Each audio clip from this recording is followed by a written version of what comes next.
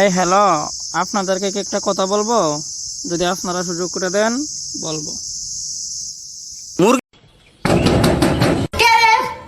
আমরা আপনার পুরানা বাতার দরজা খুলবেন কথা আছে। আপনারা কয়জন আছেন? আমরা 3 জন।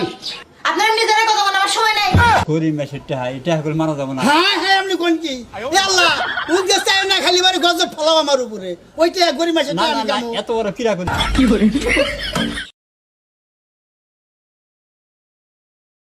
কি আছে মানে কুরকা।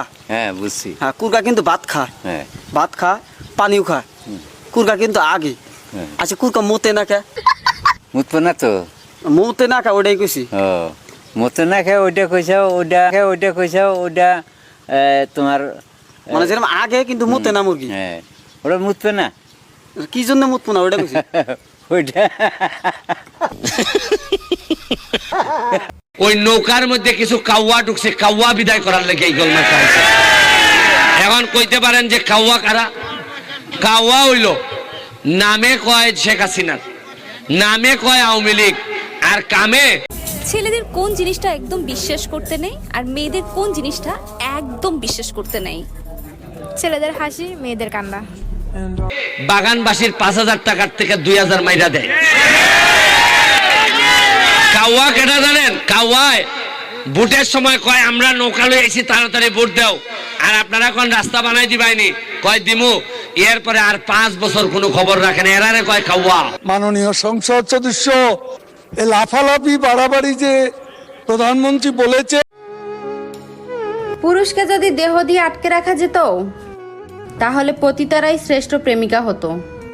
পুরুষ আটকে একটু মায়া, একটু ভালোবাসা, একটু সম্মান যে নারীর কাছে পাবে।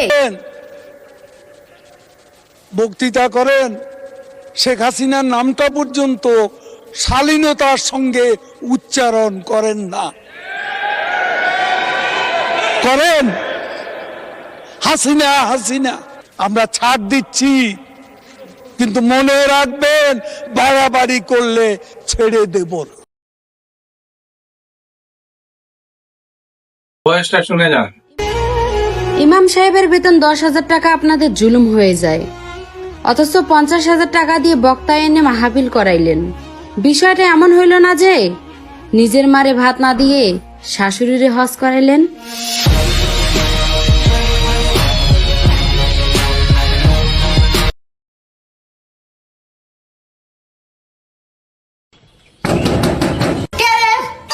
আমরা আপনার পুরানা বাতার দরজা খুলবেন কথা আছে।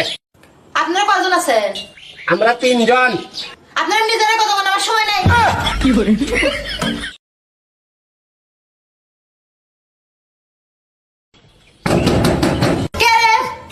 আমরা আপনার পুরানা বাতার দরজা খুলবেন কথা আছে। আপনারা কয়জন আছেন? আমরা 3 জন। আপনারা নিজেরা কথা বলার সময় নাই।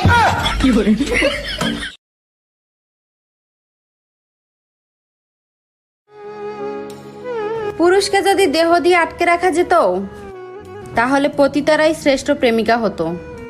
পুরুষ আটকে একটু মায়া, একটু ভালোবাসা, একটু সম্মান যে নারীর কাছে পাবে সেই নারীতে পুরুষ আটকে থাকবে।